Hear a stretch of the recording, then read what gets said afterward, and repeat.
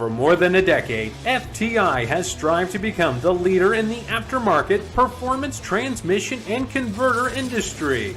We've joined forces with McLeod Driveline Components under the leadership of Top Fuel Funny Car pilot Paul Lee, and now have a larger distribution network, more resources, and more power. Come see us in the pits and ask how you can join the FTI family. It's not cheating, it is the competitive edge.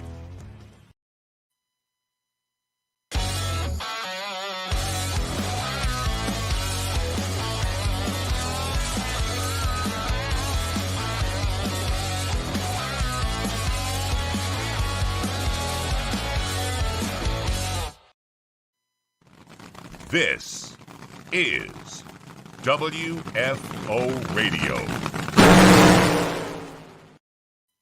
Hey, everybody. Welcome back to WFO Radio. Joe Costello back with you, and we're going to be catching up with Fuel Tech Pro Mod race winner 3 times this year, Kris Thorne, who is also from Florida. He's going to be our guest, so if you're a fan of Fuel Tech Pro Mod, presented by the folks at D-Wagon, you're going to want to share this show, right? Because this is a cool story. This guy from Florida bursting on the scene, 3 out of 4 wins, was in the running, had the dominant car for the 4th win, could easily have won all 4 races. I shouldn't be bringing that up, right? It's probably annoying for him to think about that, but he is dominating, leading the points in Pro Mod. We're going to get to Kris in a second, and he ruined my day because he sent me a video of him in 2006 on the TV show Pinks, which I didn't know that at all. How about that? What a great, I said, tell me something about your background, and we're going to talk about it. But first, I got to tell you about the people who make it possible for me to go WFO and talk to drag racers on a regular basis. You might not need them right now, but you will at some point. And then think about these people like Total Seal Piston Rings, the leader in ring seal technology, Hartford, Keith Jones, Lake Speed Jr., everybody over there does such great work. Make them your first call, not your last call. And if you want to learn a lot about ring seal and hear some of the greatest engine builders in the world talk about it, go to the Hidden Horsepower podcast on Apple Podcasts, Spotify, or SoundCloud. Phillips Connect, for those of you in the transportation industry, smart trailer technology, sensors all over these trailers, all over these trucks to keep track of where and how long and how safe and temperatures and all of these great things, thanks to Mr. Epler and Mr. 300, of course. Phillips-Connect.com. You can find out more information. Of course, we already told you a little bit about VP Racing Fuels and VP Lubricants, and of course, FTI Performance Transmissions and Torque Converters. Speaking of Florida, later on in the show, we'll tell you about Frank Hawley's Drag Racing School, more Florida, by the way, samtech.edu, the School of Automotive Machinists and Technology, and Marvin Rodak, a little Texas in this Florida Fest that we're having. 817-924-6821. Marvin roasting up coffee fresh per your order. But now let's bring him on. The guy who has absolutely dominated Fuel Tech Pro Mod here in 2022, Miss Kris Thorne. What's up, Kris? How are you? Hey, Joe. How you doing? I'm great. The Pinks episode, man. I like, Kris, send me something. He sent me a video on Pinks in 2006. You took a guy's car at Orlando Speed World. That was awesome, man. You had the bleached blonde hair. Yeah, that was years ago. That was back when we just went out and had fun. No cares in the world. Yeah, 68 Camaro. Kris, 18 years old, heavy equipment operator. Things have changed. Now you're running in Fuel Tech Pro Mod. You've won 3 of 4 races. Did you, how did that happen to go from that to where you are now? And it really hasn't been that long, Kris. What an amazing story that must be. It is. It wasn't long ago. We've just worked hard and put all our eggs in the drag racing world and come out, a couple cars later and got some seat time and got hooked up with the right folks at Proline and Bickle Race Cars and all those guys, and they got us heading in the right direction. And now we're out here competing in the best against the world, and winning. And that's great. The thing that's amazing. But that illustration, right? Because I'll be honest with you, I've heard your name, but when you really started to run well, like, I don't know, middle of last year or so, where things started to kind of fall into place, the car is black, no name on it, couple of decals, you kind of an understated personality. You didn't burst onto the scene trying to do media. You just raced the car. And then this year, it's all coming together. Like you're dominating with the 3 out of 4 wins. And so, who is Kris Thorne? You still in heavy equipment operation? Is that the family biz? Yep, the family biz. We got a little construction outfit, and we do a lot of underground work and roads and paving, and kind of like small subdivisions, and still into that gig, and it's doing pretty well. This year we've actually been able to kind of start running a full season. It's been our first full season we'll be able to run. We've kind of, work kind of takes priority over the racing, so we only get to race when we're able to. But it seems like this year, if everything goes okay, then we'll be able to run a full season. So you have to run a full season now, don't you? Don't you have to? Yeah. So 2020, we had a really good year too. We run all the way up to Indy, and then we had a little accident with some chutes, and the car got wrecked. We were actually leading the points up to that race as well in 2020. So we run really good in 2022.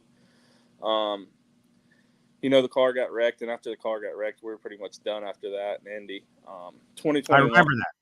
Yeah, 2021, we didn't run any, I don't believe, in 2021.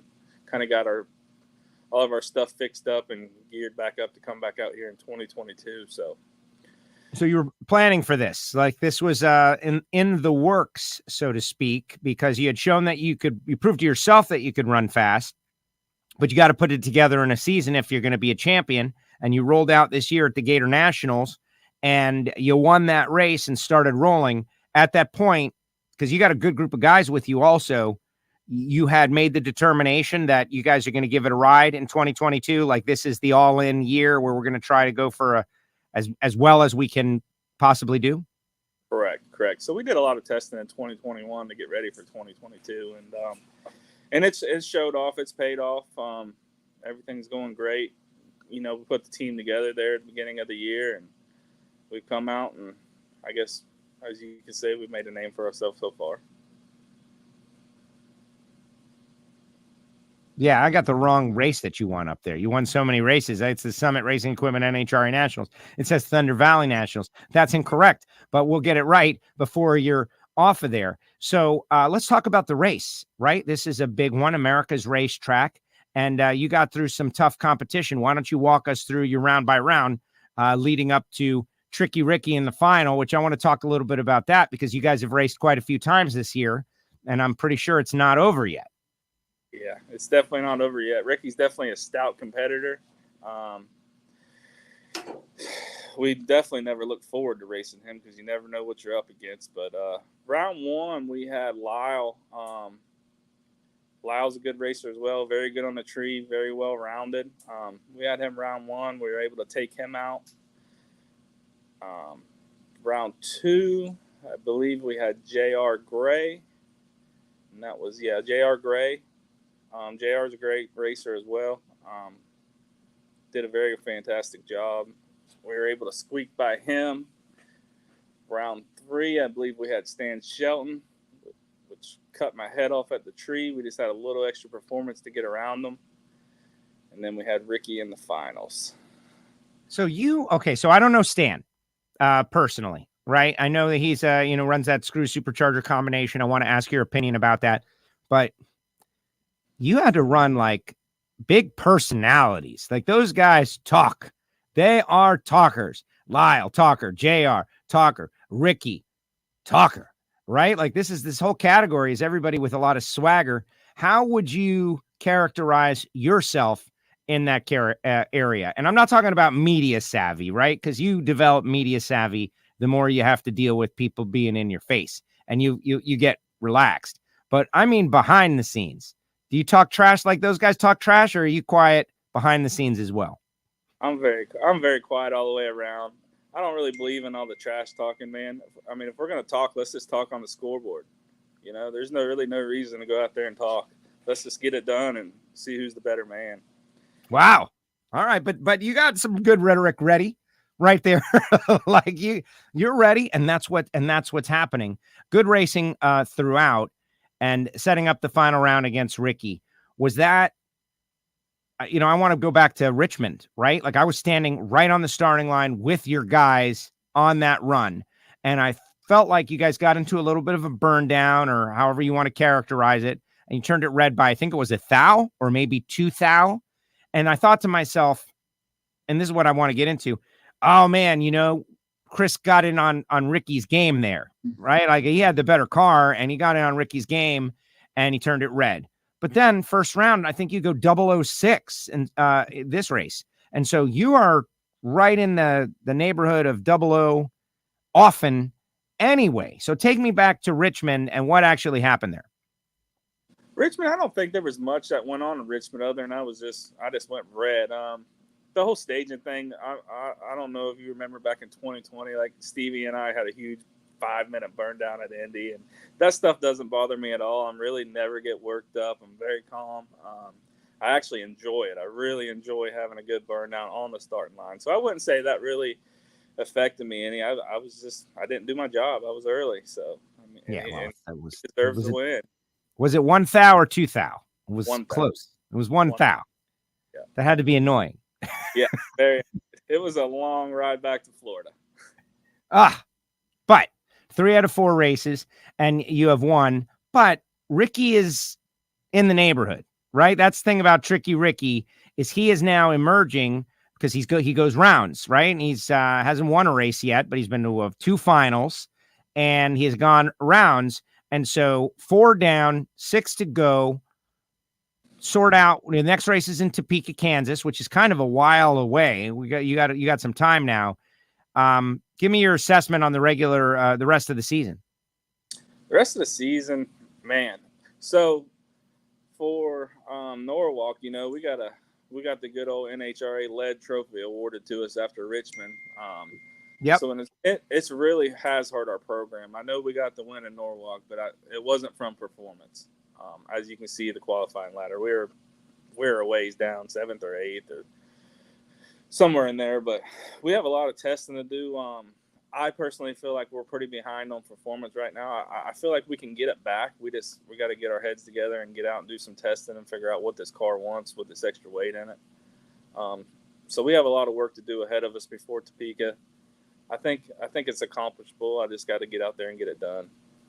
Let's talk about the way the power adders are coming in, because you run the Pro Charge style combination, which when that came in, everybody was like, "Oh my gosh, a Pro Charger!" You have run a turbo in the past, right? Prior to the car that you wrecked in Indy, I think was a turbo car, and now that's screw supercharger is in there. And so I've seen some people, after what Stevie did this past weekend, that 70, panicking, right? Like, "Oh my gosh, this is going to ruin it." But other people have told me, wait, it's not going to ruin it just yet. These other guys can deal with it. I've never heard you complain about anything. So what's your take? I don't have much complaining to do.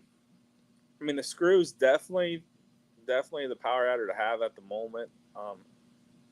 Stevie's hands. He's got more data with a screw than anybody out there, I think. And that's the reason why, he drug us all at Norwalk. But I'm not scared of it. We just got to get our stuff together and get out there and beat him some way, somehow, and we'll get it done. That's great. Okay, Pro Mod as a category, you're out there amongst the nitro cars, and I think that there's a lot of, I encourage everyone to cross-pollinate. Like, I'm a fan of Pro Stock, I'm a fan of Pro Mod, I'm a fan of Super Street, I'm a fan of Stock Eliminator. I was entertained watching, and everybody should go look it up, right? Pink's from 2006. Did you really take that guy's car? What happened? We raced a couple guys down there in 2006, and we beat both of them. So I think there's another episode out there as well. But that was just they did that on like a Wednesday night, brought those guys in, just tried to bring something in for the fans, and we tried to get out there and help everybody out, and made a good show out of the deal. Well, Rich Christensen, he started that, and I really think that he deserves some sort of credit for the crazy drag racing on TV thing that we've got now with Street Outlaws and all of that, for those early episodes of Pink's. He was on my XM show, and I talked to him, and he was like, "I'm a TV guy for many, many years, and I've created many, many shows, and they all stunk. And I worked and worked and worked. And finally, as an older guy, I got a hit, and it was Pink's." But those early episodes were like junk cars racing each other, and guys, yours was like a real episode where you ran a guy with a Nova. You had a nice 68 Camaro. That was your car run around. You were part of the thing that is now explosive drag racing TV, like way back. That's kind of a cool thing. Yeah, so we did the very first 2 episodes of Pink 7. So we were the very first 2 episodes, and then it progressed after that for a while, and then I think it kind of fizzled out. But yeah, we were blessed to do the very first 2 episodes. Wow. And so the guy looked really sad, and everybody used to wonder, like, are they really taking their cars? Okay, the statute of limitation might be up, maybe. Did you take that Nova? Yep. So it's a TV show. We'll go as far as that. But all right. Good. That's it. That's it. Hey, in the moment, it was very entertaining, and we as drag racers were all watching, and now you're on the big stage here in Pro Mod. So was that your goal always? Like when you were doing those Pink shows, were you like, someday I want to run Pro Mod, or I want to run for a championship, or are you just a racer who got caught up in it and this is where you ended up? Like you were running a nitrous car then, you've run turbos, now you got the Pro Charger. How did you figure out what your direction would be? Why'd you end up in Pro Mod? So always, as a kid, I've always wanted to be a Pro Mod racer. So one thing that used to really irritate me is my parents used to always go to these NHRA events to watch. And I would always say, why are you guys going to watch? Let's put a program together and get out there and beat these guys, I mean, we can do it. And finally, I was able to convince them to stop going and spectating and putting a program together to go out there and try and beat up on these guys. And we've been successful so far. Wow. Okay, but that's a great lesson to the other spectators. Which is what I think a lot of them could be out there participating at some level. I love watching too, but participating is always better than watching. And so when you told your dad, let's do Pro Mod, he just said, okay. Yeah, pretty much. I mean, we started putting some smaller programs together probably a few years prior to this. We had a nitrous car for a little while. Played around with it, doing like the outlaw stuff around Florida, the Snowbirds and World Street and U.S. Nationals and all that stuff. And we played with those for probably a couple of years. And then we put a turbo car together and we went out and raced PDRA 2019 with a turbo vet, runnered up for the championship there in 19. We missed it by a couple points. And then we come out, 2020 to NHRA, and that's when we had the crash leading the points. And now we're back to 2022, and hopefully we can get it done this year. The level of competition. Okay. I work for NHRA as one of their track announcers. I've been a fan since I'm a kid. I love all forms of drag racing. And I know there's tough stuff out there in the small tire grudge world, big money runs with a lot of pressure, people gambling. That's got to be crazy. But when Stevie came over, he said, wow, this is really, really, really hard, right? This is tough competition out here. What's your assessment now that you're 3 out of 4? It'd be easy for you to say, yeah, man, I got this. But what is your assessment of Pro Mod? Is it the pinnacle? It is. And when I come over here too, as well, I felt like, this is the best of the best racers in the world.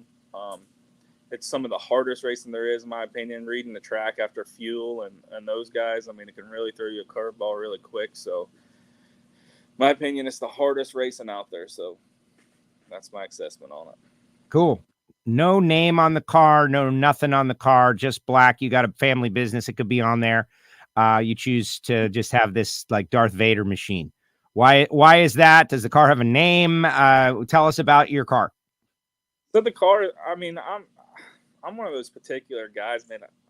I have a few stickers on it, but stickers just drive me nuts. I really like a clean car. It can't be dirty. I'm just one of those guys. I mean, don't get me wrong. I would love to have a big name sponsor on it, and somebody behind us. But for now, we're just going to roll with old Darth Vader. All right. Does the car have a name or what? So we got a little nickname for the car. We call it Debo. Every time we take it to the races, it seems to bring the gold home. So. Oh, Debo, like from Friday, Debo? From Friday. Oh, okay. Well, we remember that, dude.